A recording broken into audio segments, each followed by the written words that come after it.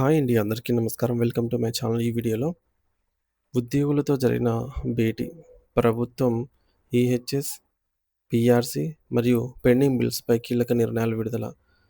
దీనికి సంబంధించిన పూర్తి సమాచారాన్ని ఈ వీడియోలో తెలుసుకుందాము. వీడియో అయితే ఎక్కడే గాని స్కిప్ చేయకుండా ఎండ్ వరకు చూసేయండి. అప్పుడే ఇన్ఫర్మేషన్ పూర్తిగా అర్థమవుతుంది. అలాగే వీడియో చూస్తున్న ప్రతి ఒక్కరు వీడియోకైతే లైక్ చేయండి ఫ్రెండ్స్. ఈ వీడియోని తోటి ఉద్యోగ, పెన్షన్ మిత్రులతో అయితే షేర్ చేయండి. కొత్తగా మన ఛానెల్‌ని చూస్తున్నవారు ఇంకా ఎవరైనా సబ్స్క్రైబ్ చేసుకోకపోతే వెంటనే మన ఛానెల్‌ని అయితే సబ్స్క్రైబ్ చేసుకోండి. సబ్స్క్రైబ్ చేసుకోవడం వల్ల నేను చేసే ప్రతి ఒక్క వీడియో మీ వరకు రీచ్ అవుతుంది. ఇక ఆలస్యం చేయకుండా వివరాల్లోకైతే వెళ్ళిపోదాము. ఫ్రెండ్స్, ఇక విషయానికి వచ్చినట్లయితే 2026 జూన్ 15వ తేదీన తెలంగాణ రాష్ట్ర సచివాలయంలో జరిగినటువంటి జాయింట్ స్టాఫ్ కౌన్సిల్ సమావేశం రాష్ట్ర చరిత్రలోనే మైలురాయిగా అయితే నిలిచిపోతుంది. ఇది 2025 జూన్ అనమాట. ఎందుకంటే ఇది కేవలం ఒక అధికారిక భేటీ మాత్రమే కాదు. లక్షలాది మంది ఉద్యోగుల కుటుంబాల్లో కొత్త వెలుగులు నింపే ఆశావాహక ప్రకటన.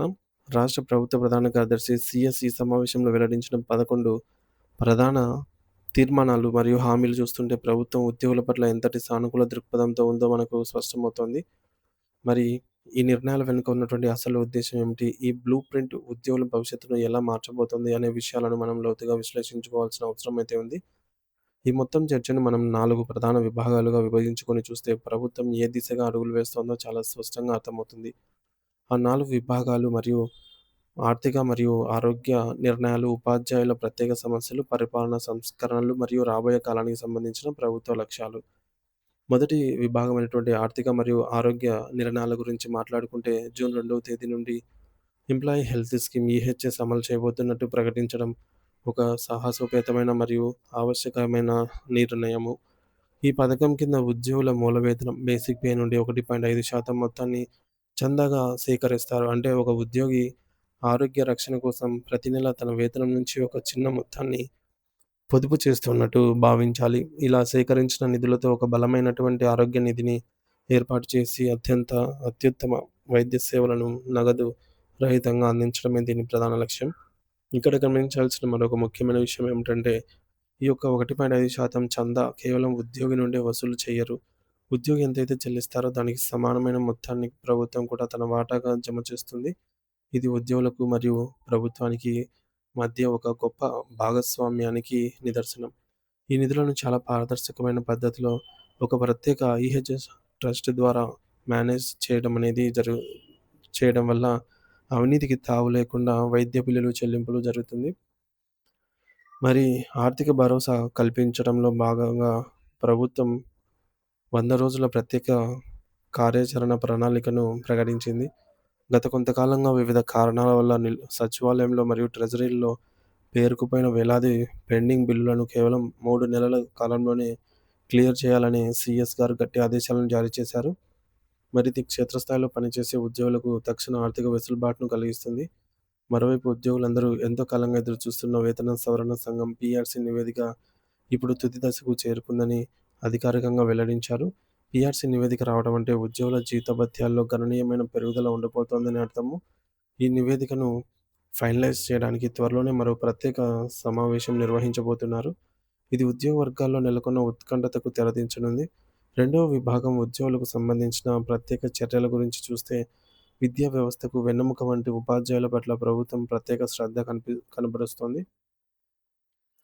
ముఖ్యంగా 2003 డీఎస్సీ ద్వారా ఎంపికైన ఉపాధ్యాయుల పాత పెన్షన్ విధానం ఓపీఎస్ అనేది ఒక సుదీర్ఘకాలపు పోరాటము. ఈ అంశంపై ఏకంగా రాష్ట్ర మంత్రిత్వ, ముఖ్యమంత్రి మరియు ఉప ముఖ్యమంత్రి గారు స్వయంగా స్పందిస్తూ చర్చలు జరుపుతూ ఉండటం ఈ సమస్య పరిష్కారానికి ఎంతటి ప్రాధాన్యత ఇస్తున్నారో తెలుస్తోంది. అలాగే ఉపాధ్యాయ సంఘాల ప్రతినిధులతో విద్యాశాఖ కార్యదర్శి ఒక ప్రత్యేక సమావేశాన్ని ఏర్పాటు చేయడం ద్వారా కింది స్థాయి సమస్యలను వేగంగా, నేరుగా అర్థం చేసుకోవడానికి ప్రభుత్వం ప్రయత్నిస్తోంది.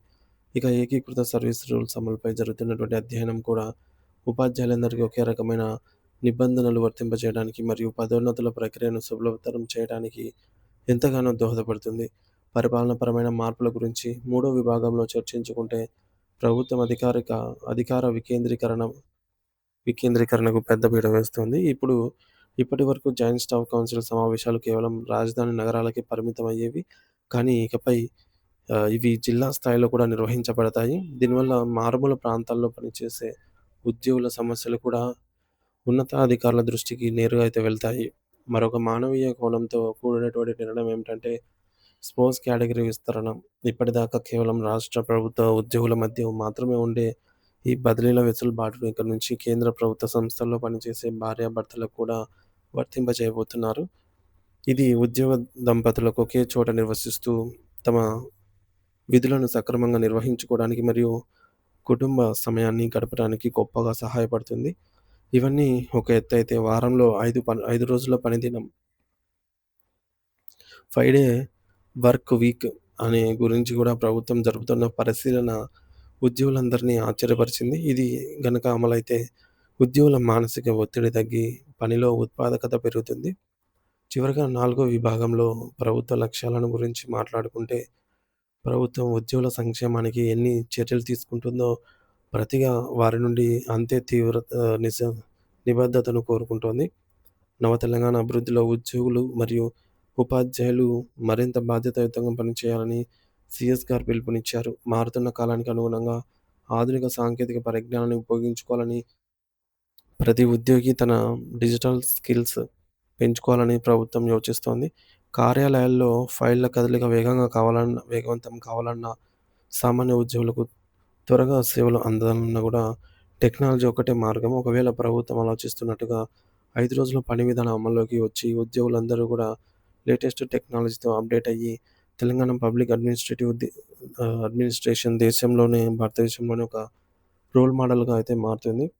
మరి ప్రభుత్వం తీసుకుంటున్న ఈ నిర్ణయాలన్నీ కూడా చిత్తశుద్ధితో అమలైతే రాష్ట్ర పరిపాలనలో కూడా ఒక నూతన శకం అనేది మొదలైనట్టే భావించవచ్చు.